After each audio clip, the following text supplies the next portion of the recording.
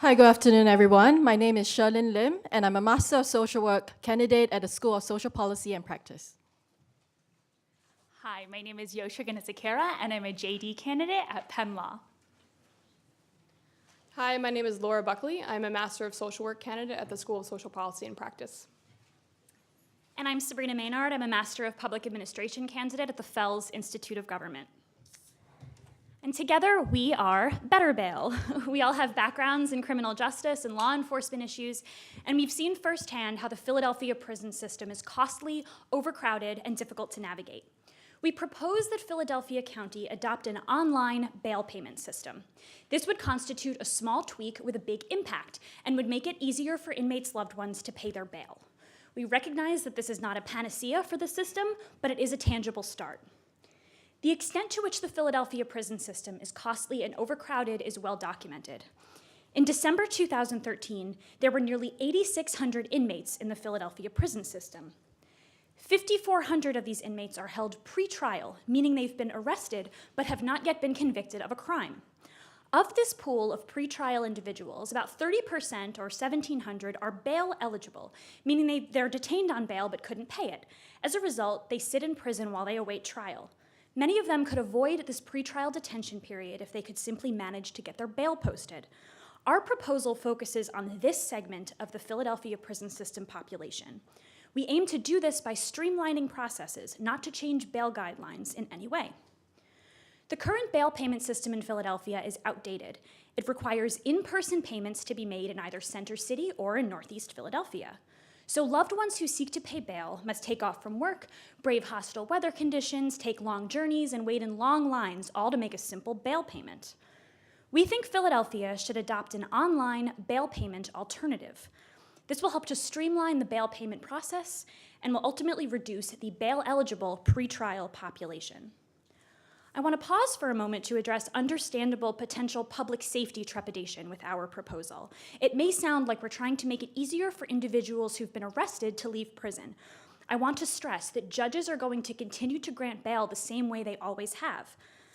Our aim is to streamline existing processes by introducing an alternative method of payment, not to change existing bail policy. So individuals who are not granted bail by a judge will not be eligible to use this system. It currently costs $114 to house one inmate for one night in Philadelphia. So we're spending approximately $71.6 million a year to house bail-eligible pretrial inmates. This is unsustainable, particularly in light of budget realities. The money constitutes an allocation from the general fund of taxpayer money. If the money were to be freed from its house-using inmates, it could be allocated in subsequent fiscal years for alternative purposes like sanitation, parks, or deficit reduction. This would be at the discretion of City Council and the mayor.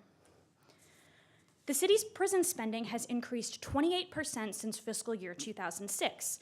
There was an increase of 5% from 2013 to 2014. By our preliminary estimates using data from another county in Pennsylvania that has adopted this technology, Philadelphia could have saved approximately $2 million in 2013. But more on that later. Charts and numbers only say so much, so we held focus groups in order to better understand the human face of this problem. My teammate Laura will discuss some key takeaways from that process. Thanks to Philadelphia Fight's Institute for Community Justice, a local NGO that focuses on mass incarceration, we were able to talk to a convenient sample of individuals with a history of incarceration. We reached more than 40 participants through focus groups, in-depth interviews, and surveys. These are our results. 66% of surveyed participants indicated they had challenges posting bail in Philadelphia County. According to our sample, the three biggest challenges that directly relate to the in-person process of bail payment are: the process is slow, the journey is taxing, and many individuals have no family in Philadelphia. But our sample suggests online bail payment will help solve many of these challenges, as 73% think Philadelphia County would benefit from an online bail payment option. Specifically, our sample suggests it would quicken the current slow process, as 73% of participants think they would have been released earlier if online bail payment were an option. Along with quickening this process, online bail payment can also save individuals taxing journeys. One participant who suffers from a lung disease and HIV detailed her arduous journey to post bail for her arrested husband. she said. I was sick at the time. I had to go all the way downtown with his money, sit and wait on this enormous line just to pay the bail. I got real sick, even sicker because it was wintertime, and I ended up in the hospital. We asked her what she thought about online bail. She said, paying online would have been really convenient for me, and it would have been better for my health. Finally, online bail helps those arrested who have no family nearby. One individual whose family is from New Jersey spent nearly 1 year in prison.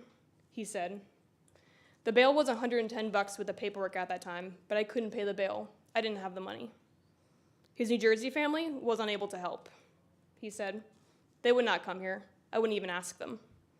But would he ask his family to pay bail online?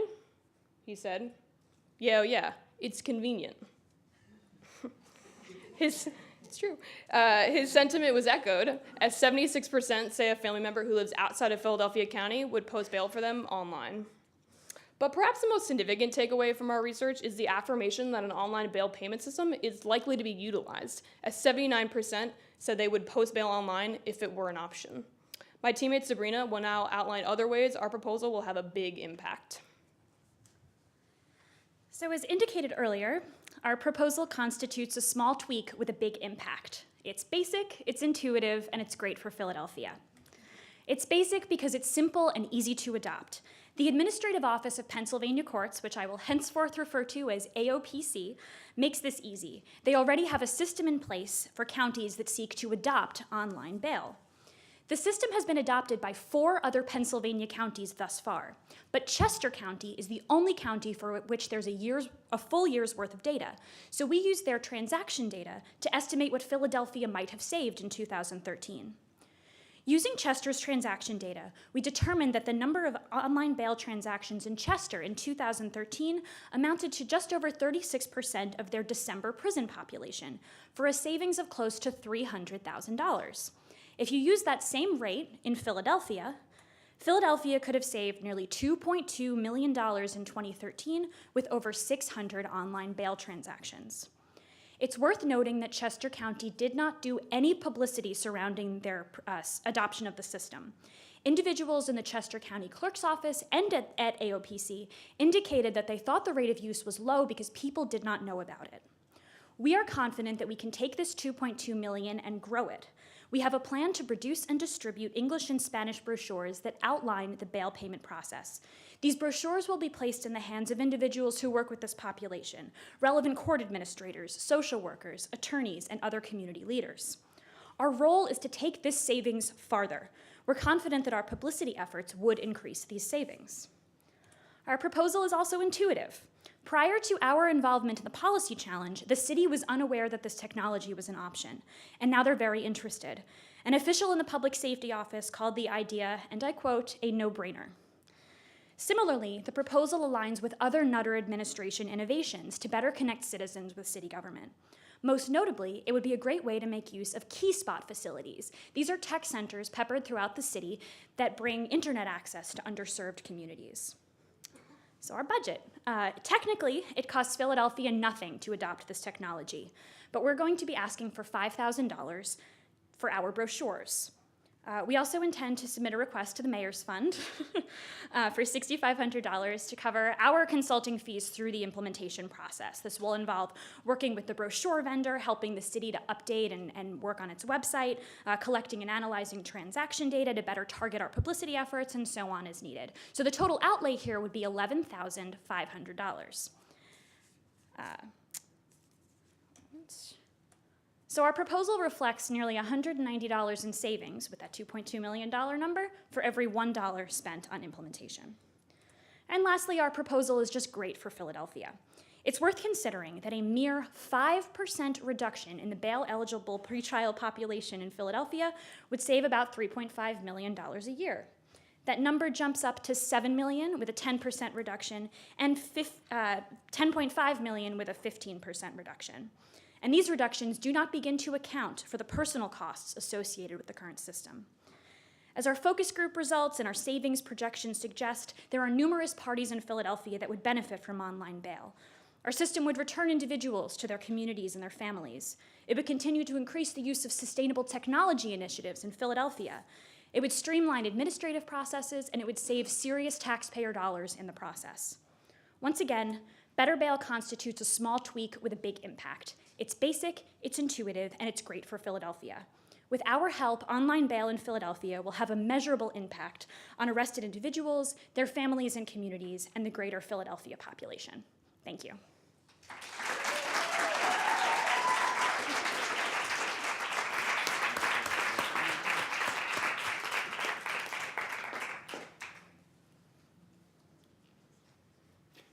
Well, let me just say, I thought that was an excellent presentation.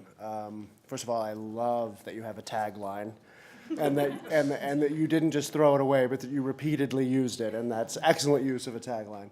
I have a lot of questions about, it was such a compelling presentation. I find myself with lots of questions that are very specific about some of the claims you're making from the evidence and so on.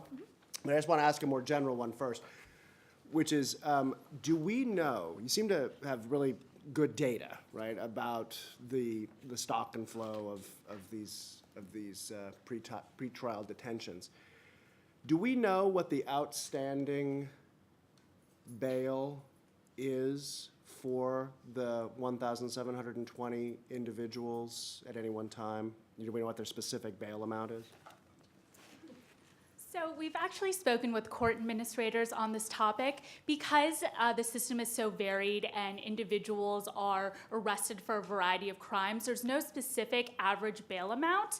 With the focus group, we found that the majority of individuals were facing bail of $1,000 or less. So it really depends on the crime. We found that the majority of individuals who are arrested, approximately 55%, are arrested for nonviolent drug offenses. So, I mean, you seem to know so much about some of the aggregate amounts about the bails that are outstanding and so on. It's because the reason why I'm asking, and then I'll stop with this, the reason why I would be particularly interested in knowing the magnitude for those particular 1,700, that's the real object of your intervention, right, is to try to better estimate the take-up rate, right, for your online. I mean, the Chester County benchmark, may or may not be, especially as it's related to ability to pay the outstanding bail, may not be as reliable a baseline. And so learning more about just how large some of these outstanding bails are and how they might relate to actual capacity to pay, because that may be a bigger part of the problem than the access that an online payment system might provide. I want to commend you as well. I can see why you have a cheering section. You guys were very strong. Did an awesome job. The one big problem, and I want to ask you about this, you mentioned Key Spots, and that's a program near and dear to my heart. We manage that out of my office. It is not the solution to what you're talking about, and it's doing some really, really good things. The concern that I have is around digital access and digital literacy. The people who need this the most have the fewest ability to utilize online resources to actually make the best use of this. So what is your plan on the digital education side to reach those folks? It's one thing to have clerks talking to people about going online. It's a whole different thing to getting those people on board where they're actually doing that from home or maybe from a cell phone right? So it seems to me there needs to be, I think the online piece is important. There needs to be another step that actually gets it to the people who need access to it the most inside of the neighborhood. Do you have any thoughts on that? I think you raised a really good point about educating the people about the use of this online bail payment system, and hence this will definitely be a feature in our brochures, and we're putting them in the hands of people who will be working with this population, like social workers, public defenders. So I think the education piece can be done through the brochure as well as the one-to-one interaction when these people are talking to these population. So I think definitely the education piece is something we're going to feature in our publicity campaign. Yeah.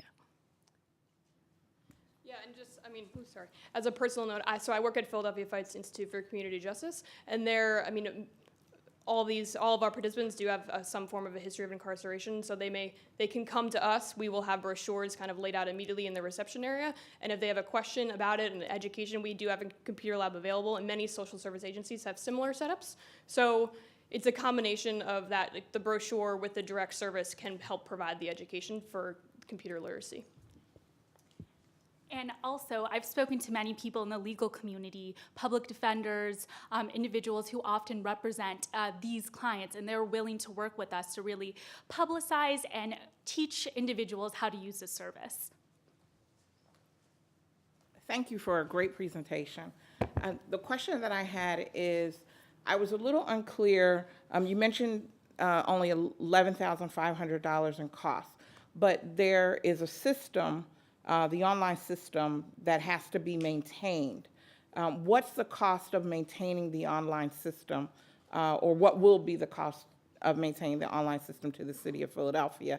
And in using this system, does the city have to go through a procurement process, or can they just use this system? Okay, so we've been in conversation with Kim Nieves. She's the PhD statistician over at AOPC. And AOPC runs this, they house the portal, they do all of the training. So the counties that opt into this pay nothing. It is run by AOPC, and AOPC is funded by the state. So AOPC is going to continue to get funded regardless of whether Philadelphia opts in or not. So it will cost Philadelphia nothing. What are the counties? You mentioned Chester. Who are the other three counties? So the 4 that have already opted in is Westmoreland, Erie County, Chester, and Delaware. So these are the 4. Why do you think those counties have, implemented or moved in a direction? You have any sense on that? Our understanding is that they are a bit smaller than Philadelphia, which is likely why they were more of a pilot type approach to this. But AOPC has made it clear that they're confident that they can absorb the demand from Philadelphia. So it sounds like they've been rolling this out over about the last 18 months. So it seems like they've worked out the kinks with these smaller pilot counties, and they've reiterated that Philadelphia would be able to opt in. We were hopeful that Allegheny would have done it because that might have been a more comparable county elsewhere in Pennsylvania. But given what was available and the fact that it's so new, that's kind of where we were. This is so attractive that I was sitting here trying to think about why would someone not want to do this? And the first reason in Philadelphia is always jobs. There are clerks who make their living on this, and I'd just like to hear a little bit about what you've heard about that. And the second, I think, was, there's a bail set, and then there's a small amount that has to be paid. And Philadelphia, at least a couple years ago, was notorious for the failure of people who do post the bail forfeiting it, never showing up for court. And the district attorney was, a couple years ago at least, looking into that problem. I can imagine someone arguing that if the bail, the small bail, the proportionate bail, was posted from out of state, that it's even more likely that people will abscond and not bother to come back. Could you just talk about those two issues, the job thing and the more people not showing up for court? Yes, so to your first piece about the jobs, again, we want to emphasize that this is an alternative. So there's still going to be in-person bail payment. So those jobs, we believe, will be preserved. The only area that we've indicated in which, not necessarily job loss, but maybe less hours for the corrections of officers who often work overtime. So we do predict that there might be a slight decrease in the overtime that they pay. As to your That's second... a good thing, by the way. Yes, it actually is a benefit. We're going to be saving money. Rich, you said, Rich, that's a savings, Rich. And as to your second question about family, out-of-state family paying, well, there's several points on that. The first point is that in Philadelphia, you put down 10% down. That means that if the arrested individual does not show up for court, then the person who paid the money, the out-of-state family member, still has to pay for 90% of the rate. So as you can tell, there's a lot of incentive for that relative to encourage their family member in Philadelphia to... Well, just to clarify, Philadelphia, as of a couple years ago, had no mechanism, since we don't use bail bondsmen, they had no mechanism at all to collect. And there's an outstanding $1 billion of uncollected debt. So I think the point of my question, the more remote the source of the original 10% is, the more Seth Williams might argue, the more likely it is the person's going to abscond because he's never even going to see that person. So and I didn't see the DA's office in your list of contacts. So one of the things that a judge considers when determining bail is actually they look at where an individual's family member lives. So before bail is even set or granted to an individual, they consider that. So I think that kind of speaks to that point. And then I also would like to talk about how New York City actually has online bail payment systems. And I can imagine in New York City, there's a large percentage of individuals who have family members far away from New York City who are actually paying those bails, and we see that system is being sustained and it's currently still in place. Yeah, just to piggyback off that, we're not changing existing bail guidelines. So for the instance in the focus group, his family was in New Jersey, so a judge can decide whether or not they are eligible to post bail if they have family nearby. And so if bail is set and they do have family in New Jersey, then they could still post it. But the way it works is you're innocent until proven guilty, so you do have the ability to get bail, right? That's the way it works. Yes. Yeah, Yeah. Kind of. I just thought that's the way it works.